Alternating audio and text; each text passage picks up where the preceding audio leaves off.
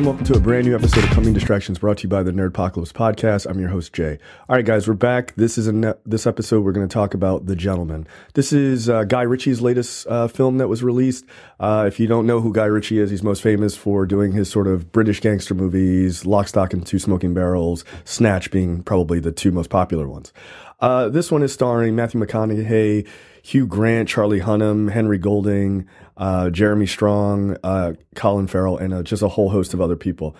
I am a huge Guy Ritchie fan. I am, however, not that big of a Guy Ritchie fan when it comes to his non-British gangster movies, specifically his terrible King Arthur movie that he did a number of years ago.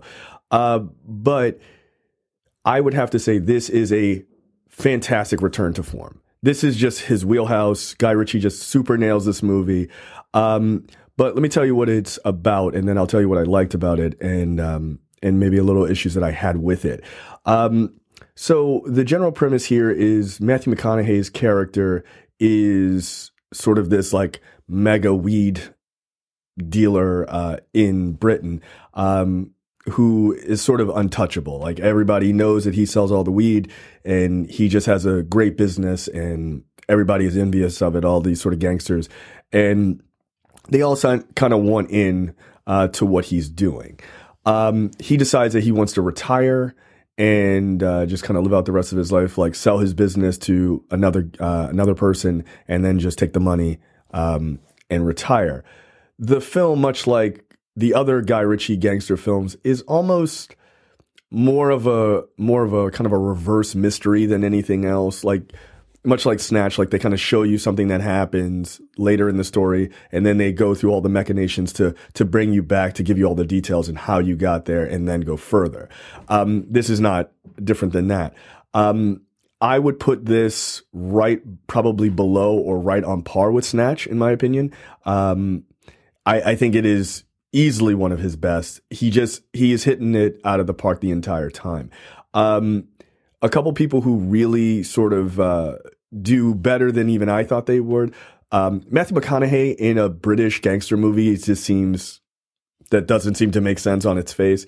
There's a moment in the beginning where he's talking and I'm like, is he gonna try to do a British accent this whole time? Because he doesn't do accents, and he's super Southern. So like, I'm not sure this is going to work, but they explain why he talks the way he does, and it makes perfect sense. And once you get that explanation in the first like 5 minutes, after that, you're like, I got it. Like, no problem.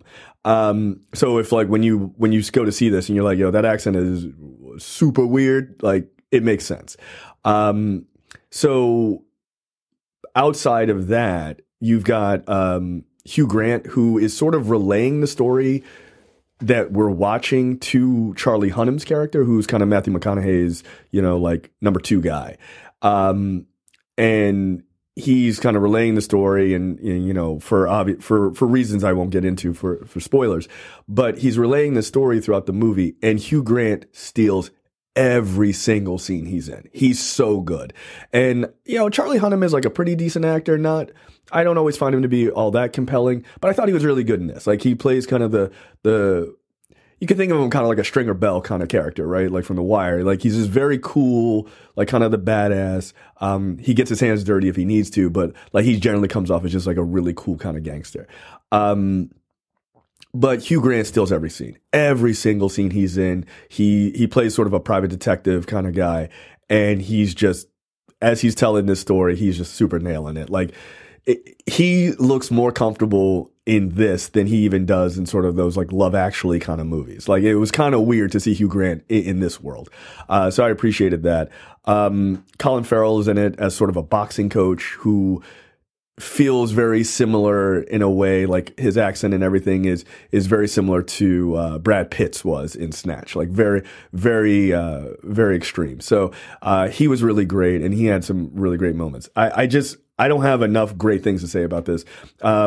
Henry Golding, who plays Dry Eye, he was in Crazy Rich Asians. If you don't know who he is, he was the lead. He's the lead actor in that. He's great in this. Like it was cool because he's British, so it was cool to see him just kind of live in that British gangster world. But obviously, he's East Asian in origin, so it was it's interesting and how they played that. Like they deal with a number of things.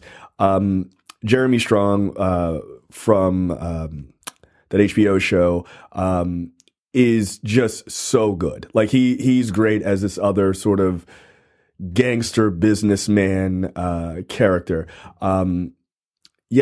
Everybody is really good. Everybody is just is at 100%. Like Matthew McConaughey continues his reign as just this guy who people wrote off, who, you know, turned out to be a fantastic actor. He's continuing that. The movie is really funny, and it's got some great violent moments because, again, it's a Guy Ritchie movie. But it's hilarious in parts. I found myself laughing a lot at the parts that were supposed to be funny, not at parts that are, you know, supposed to be remotely, you know, serious and things like that.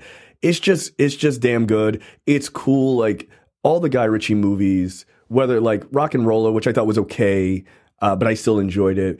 Like they all have a vibe of like that snappy dialogue and just characters that are sometimes like a little weird, but interesting. And then like they kind of have like modern commentary on certain things. Like they make a joke about Brexit and things like that.